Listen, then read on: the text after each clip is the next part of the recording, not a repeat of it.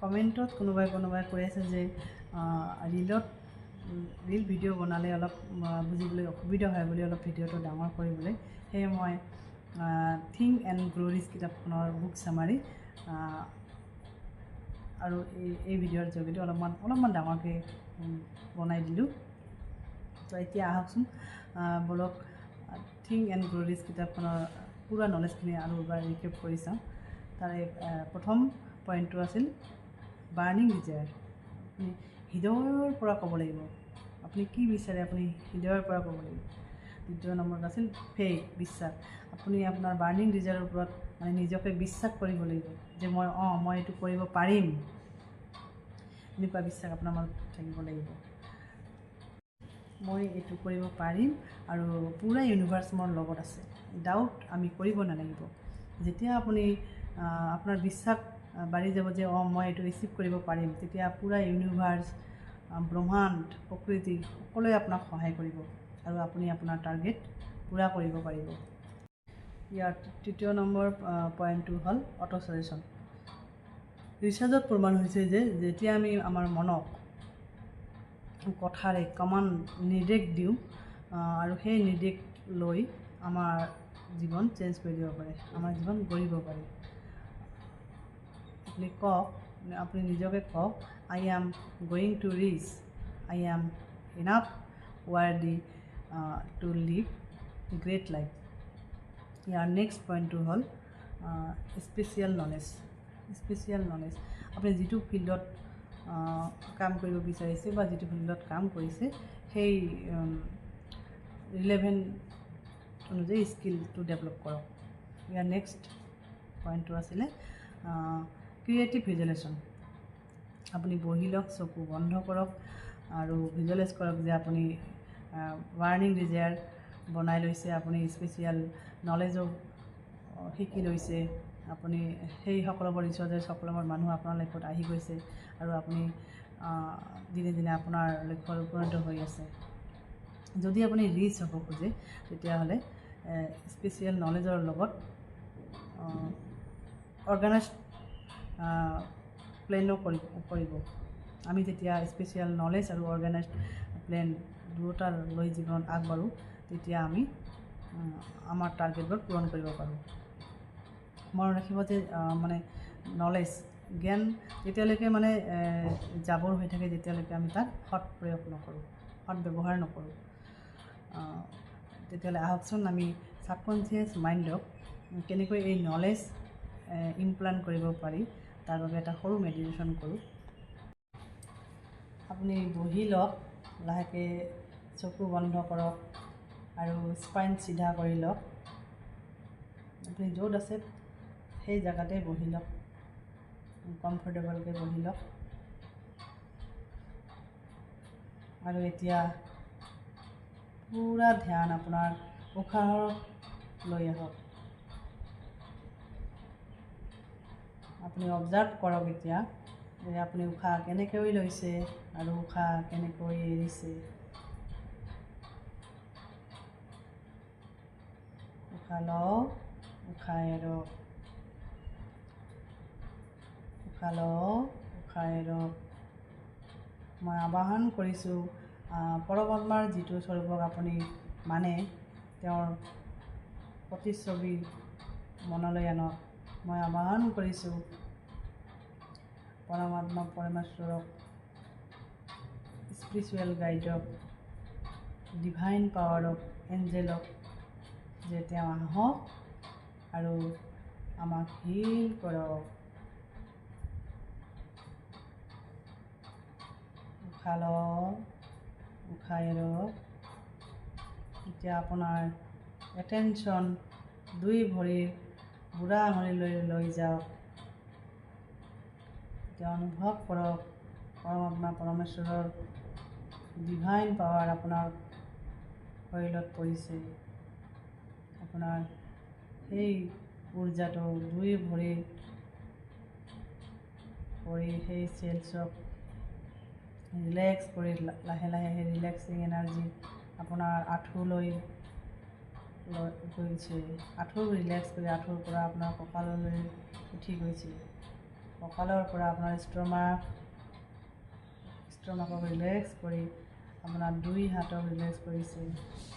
তাৰপিছত আপোনাৰ বুকুলৈ উঠি গৈ আপোনাৰ হাৰ্টক সম্পূৰ্ণকৈ ৰিলেক্স কৰিছে। তাৰপিছত আপোনাৰ স্পাইন, পিঠি, লিভাৰ, কিডনি, আপোনাৰ লাঞ্চ, পেনক্ৰিয়াটিছ, গল ব্লাডাৰ, আপোনাৰ গল চব ৰিলেক্স হৈ গৈছে। আপোনাৰ 2 হাত একদম ৰিলেক্স হৈ গৈছে।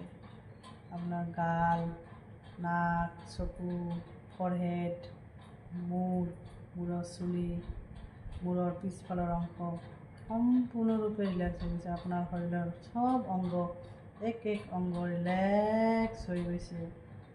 আৰু আপোনাৰ মন এতিয়া আপুনি একদম শান্ত হৈ গৈছে। আপোনাৰ মনো শান্ত হ'বলৈ গৈছে। আপুনি খুব ভাল অনুভৱ কৰি আছে, একদম শান্ত অনুভৱ কৰি আছে। চাৰিওফালৰ পৰা নিৰ্বিচাৰ হৈ গৈছে, নিৰ্বিচাৰ ষ্টেট অফ মাইণ্ডত আপুনি গুচি গৈছে। আপোনাৰ মূৰৰ পৰা যিমান নেগেটিভ এনাৰ্জি, যিমান চিন্তা, যিমান যি আছে চব পাৰ চৰাই কবুতৰৰ নিচিনাকৈ উৰি যোৱা দেখক, চব উৰি গৈছে। আৰু আপুনি একদম হালকা অনুভৱ কৰিছে। আপোনাৰ শৰীৰ একদম হালকা হৈ গৈছে। এতিয়া আপুনি অনুভৱ কৰক যে আপোনাৰ সুন্দৰ চেহেৰা, একদম আপোনাৰ চেহেৰাৰ 80 মাচাল চেল একদম হিল হৈ গৈছে, একদম হিল ৰিলেক্স হৈ গৈছে। এতিয়া আপুনি অনুভৱ কৰক যে আপুনি বাৰ্ণিং ডিজায়াৰ বনাই লৈছে। আপোনাৰ ভিতৰৰ পৰা আপুনি কি কাম কৰিব আপোনাৰ সেইটো ভাব আহি গৈছে। আপুনি বাৰ্ণিং ডিজায়াৰ বনাই লৈছে। আপুনি স্পেচিয়েল নলেজো শিকি লৈছে। আপুনি সেইবোৰ স্কিল যিটো ফিল্ডত আপুনি কাম কৰিব বিচাৰে সেই স্কিলবোৰ আপুনি ডেভেলপ কৰি আছে দিনে দিনে।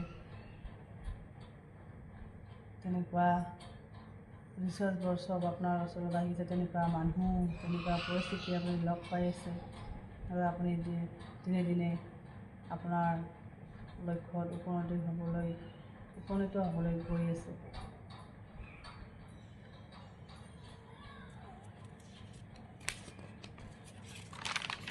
আপুনি বহুত সেনেকুৱা পৰিস্থিতি এট্ৰেক্ট কৰি আছে আৰু বহুত ধন দৌলত ইনকাম কৰিব পৰা ৰাস্তাত গৈ আছে। আপুনি নিজকে সদায় অটো ছাজেশ্যন দি আছে, I am going to rich, I am becoming rich day by day in term of health, wealth, relationship, I am becoming healthy, energetic and young, I am becoming healthy, energetic and young. I am becoming healthy, energetic and young. দিশৰ পৰা মই ধন দৌলত income কৰি আছোঁ। এনেকৈ অনুভৱ কৰোঁ। দিশৰ পৰা মই অপৰচুনিটিক এট্ৰেক্ট কৰি আছোঁ, য'ৰ পৰা মই বহুত ধন দৌলত ইনকাম কৰি আছোঁ। এনেকুৱা মানুহ, এনেকুৱা চাৰ্কামষ্টেঞ্চ মই এট্ৰেক্ট কৰি আছোঁ, য'ৰ পৰা মই বহুত টকা ইনকাম কৰিব পৰা হৈ গৈছোঁ।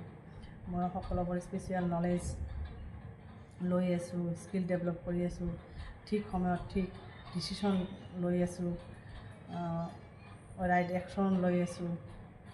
আৰু মই ডেইলি, আপুনি নিজকে কওক, মই ডেইলি মোৰ ছাবকনচিয়াছ মাইণ্ডক প্ৰগ্ৰাম কৰাৰ কাৰণে মৰ্ণিং আৰু ইভিনিং সদায় মেডিটেশ্যন কৰি আছোঁ। আৰু মই ডেইলি দিনক দিনে কনফিডেণ্ট অনুভৱ কৰি আছোঁ। আপুনি অৰ্গানাইজ প্লেন কৰি আছে, আপুনি ৰাইট ৰাস্তা দি গৈ আছে। You are getting success in your life. আৰু এটা দুটা দীঘল উশাহ লওঁ আৰু এৰক, দীঘল উশাহ লওঁ আৰু এৰক।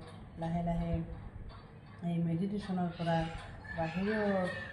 বাহিৰলৈ ওলাই আহক আৰু পৰমাত্মা পৰমেশ্বৰক, ডিভাইন উৰ্জাক 2 হাত জোৰ কৰি ধন্যবাদ দিয়ক। থেংক ইউ পৰমাত্মা পৰমেশ্বৰ থেংক ইউ ইউনিভাৰ্ছ। আৰু এটা শুভ সংকল্প লওক যে মই আজিৰ পৰা সদায় মেডিটেশ্যন কৰিম আৰু মোৰ নিজৰ প্ৰডাক্টিভিটি বঢ়াম। থেংক ইউ ছ' মাছ। আজিলৈ আহিছোঁ, কেনে লাগিলে কমেণ্ট কৰি জনাব দেই।